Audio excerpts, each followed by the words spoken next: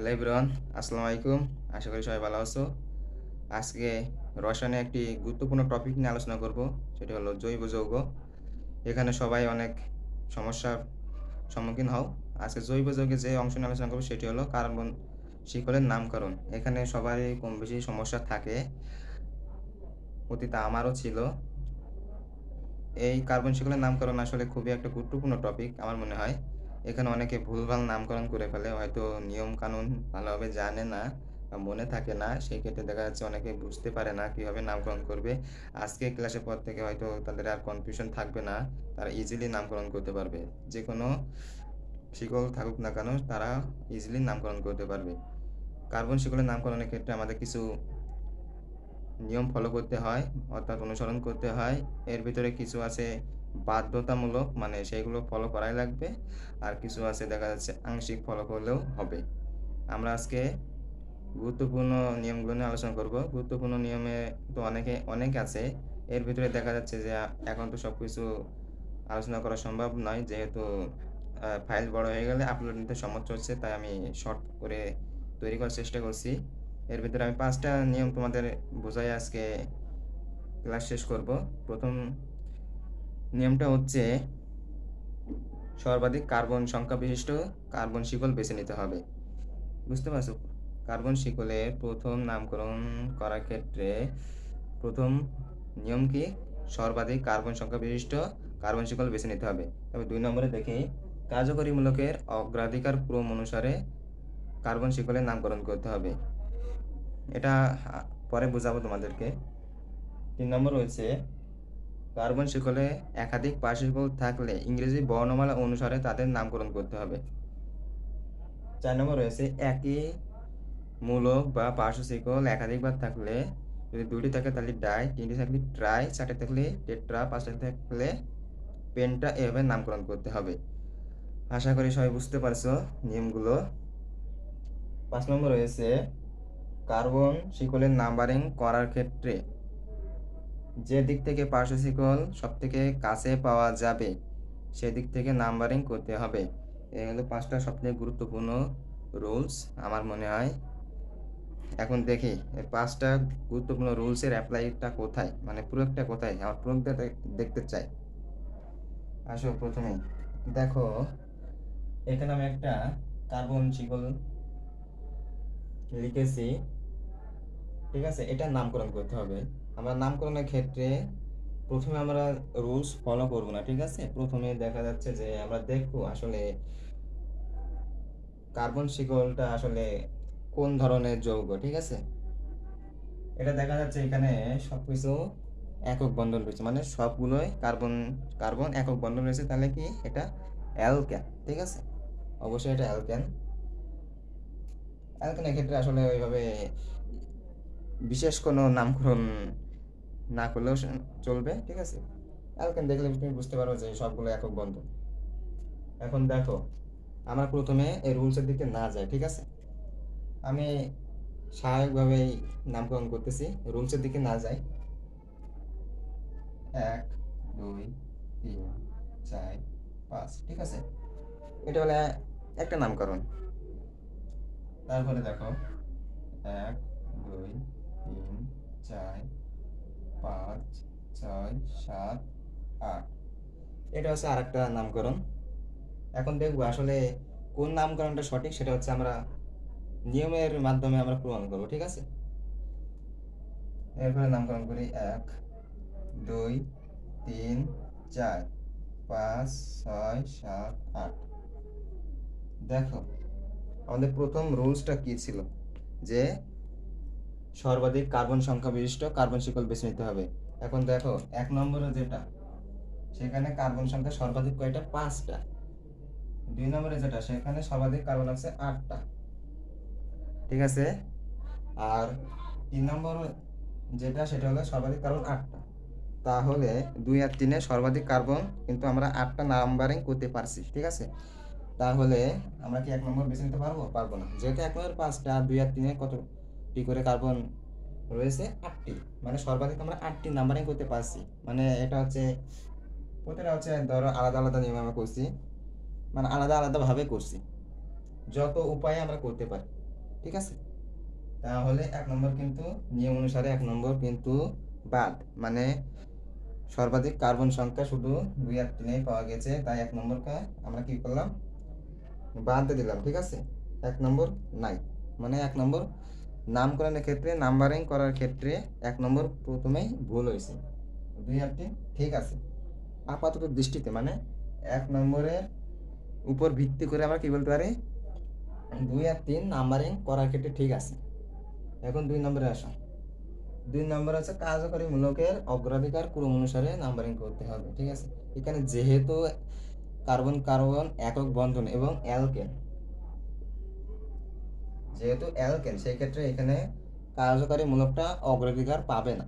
ঠিক আছে, সেহেতু 2 নম্বরের ক্ষেত্রেও বলা যায় যে 2 আর 3 এখনো পর্যন্ত ঠিক আছে, এখনো পর্যন্ত ঠিক আছে, মানে জয় সমান 50-50। ঠিক আছে, 2 50%, 3 50%, 2 নম্বর নিয়ম অনুসারে, 1 আর 2 নিয়ম অনুসারে। ঠিক আছে, এরপর আসি আমরা 3 নম্বর নিয়ম অনুসারে। দেখো, যদিও 3 নম্বরের ক্ষেত্রে আমাদের আসলে 3 নম্বর ওখানে লেখা উচিত হয়নি, যদিও 5 নম্বরটা আগেই যাবে, 5 নম্বরটা 3 এর আগে বসবে। ঠিক আছে, 5 নম্বরটা 3 এর আগে বসবে, মানে আমরা 5 নম্বরটা আগেই করব।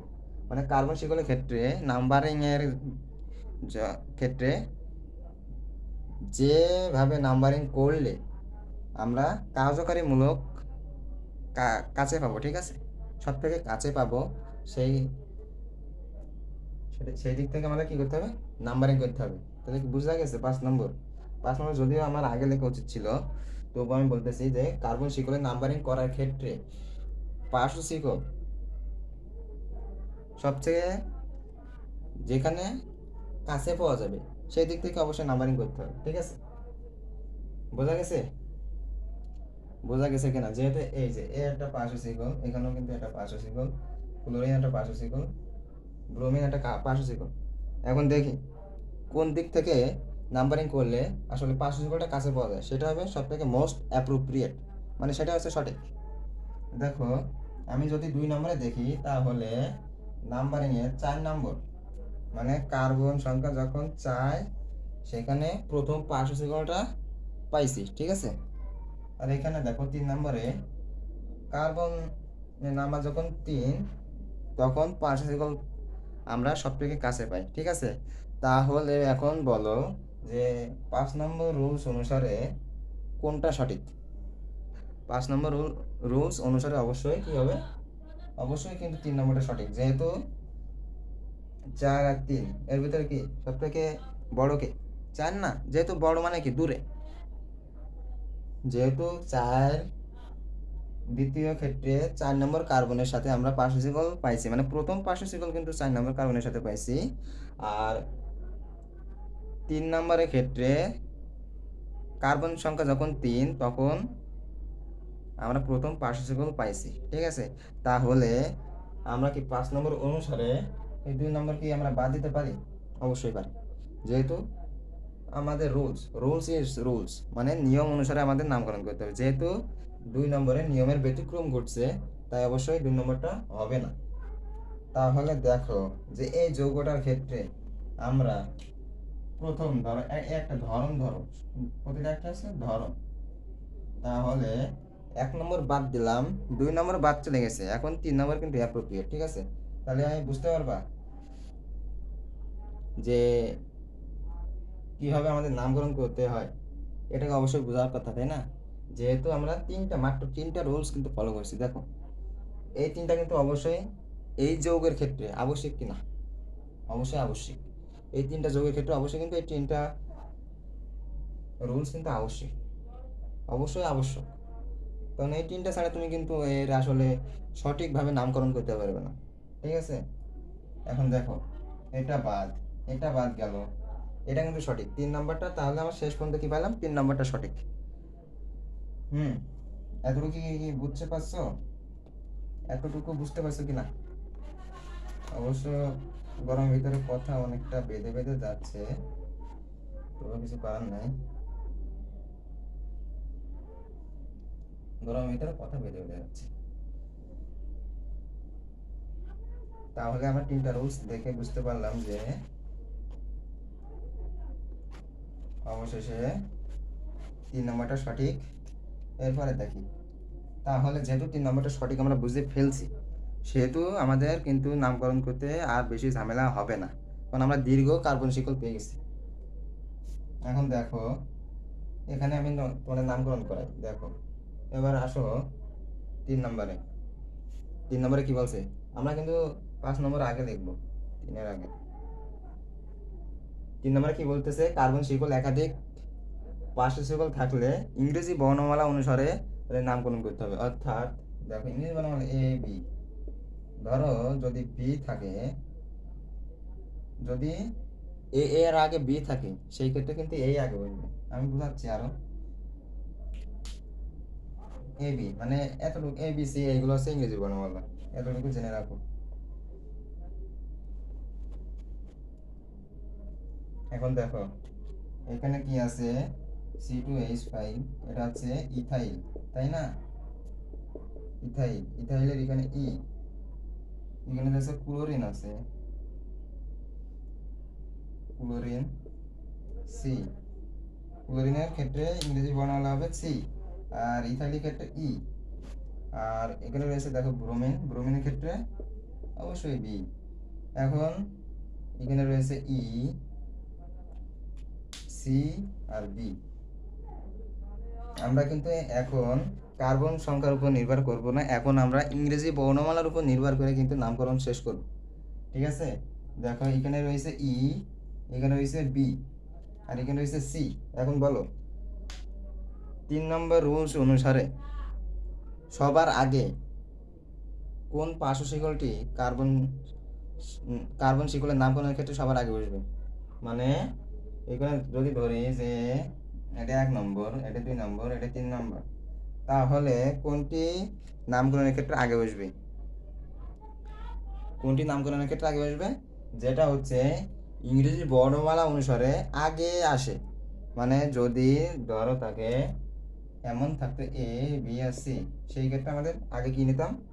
এ নিতাম, তারপরে বি, তারপরে সি, এইভাবে আসতো। কিন্তু এখানে রয়েছে ই সি বি, সেই ক্ষেত্রে কি আসবে? সেই ক্ষেত্রে অবশ্যই বি আগে আসবে, তাই না?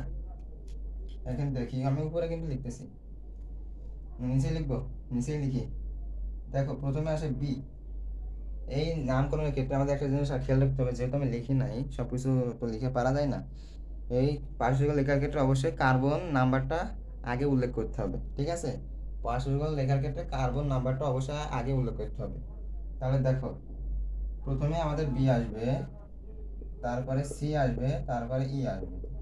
ক্রমটা এমন, ক্রমটা এমন। এখন দেখো, 3 ব্রোমিন থাকলে ব্রোমো, ক্লোরিন থাকলে ক্লোরো। ঠিক আছে? এইভাবে 3 ব্রোমো, কমা, এরপরে দেখো সি আসবে, এরপরে সি আসবে না? তাহলে কি ক্লোরিন কত নম্বর কার্বনের সাথে যুক্ত আছে? 4 নম্বর কার্বনের সাথে, তাই অবশ্যই কার্বন নাম্বার উল্লেখ করবো, 3 ক্লোরো।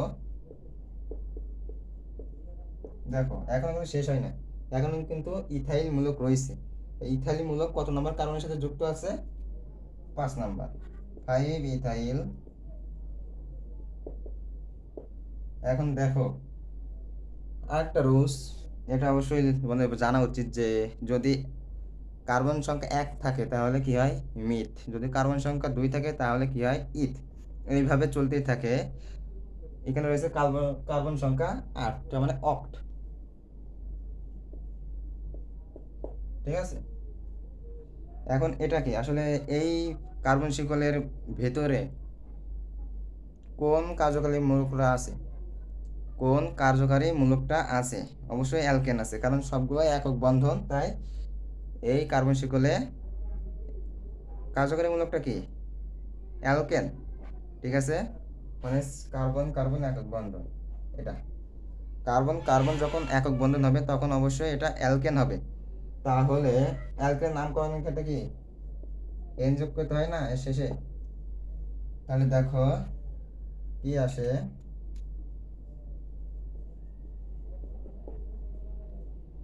আমি অত লিখলাম না। তাহলে এই যে একটা যৌগ, জৈব যৌগ, এই জৈব যৌগটার আসলে নামকরণটা কিভাবে আসলো সেটা অবশ্যই বুঝতে পারছো। এখন আমরা দেখি এর নামটা কি। 3 ব্রোমো 4 ক্লোরো 5 ইথাইল অক্টেন। বোঝা গেছে? 3 ব্রোমো 4 ক্লোরো 5 ইথাইল অক্টেন। ঠিক আছে, এইগুলো জাস্ট তাহলে দেখো সবগুলো কিন্তু কাজে লাগবে না নামকরণের ক্ষেত্রে। কিছু কিছু আছে যে মাস্ট কাজে লাগবে, কিছু কিছু আছে যে আংশিক কাজে লাগবে। যেমন এটা কিন্তু আংশিক কাজে লাগছে, এইগুলো দেখা যাচ্ছে এটা সব থেকে কাজে লাগছে। দেখা যাচ্ছে 1 2 3 5 এই 4টা কিন্তু বেশি কাজে লাগছে। ঠিক আছে, এই নামকরণের ক্ষেত্রে দেখা যাচ্ছে যে অন্য একটা জৈব যৌগের ক্ষেত্রে দেখা যাচ্ছে এই 4টা হয়তো দেখা যাচ্ছে 2টা কিংবা 3টা বেশি কাজে লাগতেছে, আর 1টা কিংবা 2টা দেখা যাচ্ছে আংশিক কাজে লাগতেছে। সো আশা করি বুঝতে পারছো কিভাবে নামকরণটা করলাম। আশা করি সবাই বোঝার কথা। আর তোমাদের যদি বুঝে থাকো তাহলে অবশ্যই বাড়ি কাজ দেওয়া উচিত তোমাদের। তোমাদের জন্য হোমওয়ার্ক,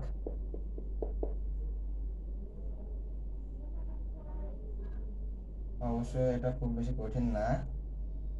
ঠিক আছে, না জাস্ট এটাই এটাই তোমাদের বাড়ির কাজ। মানে এখানে প্রতিটা একটা করে কার্বন আছে, প্রতিটা একটা করে কার্বন আছে, এটা হয়তো তোমরা জানো, তবু আমি আবার বললাম আর কি। এখন এটা হচ্ছে তোমার বাড়ির কাজ, যদি এটা বুঝে থাকো তাহলে ইজিলি এটা পেরে যাবা।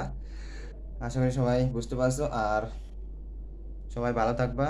আবার দেখা যাচ্ছে যে ক্লাসটা করলাম আবার বাসায় যে প্র্যাকটিস করলাম না, এটা কিন্তু হবে না। সবাই ক্লাস করবা এবং প্র্যাকটিস করবা, ঠিক আছে?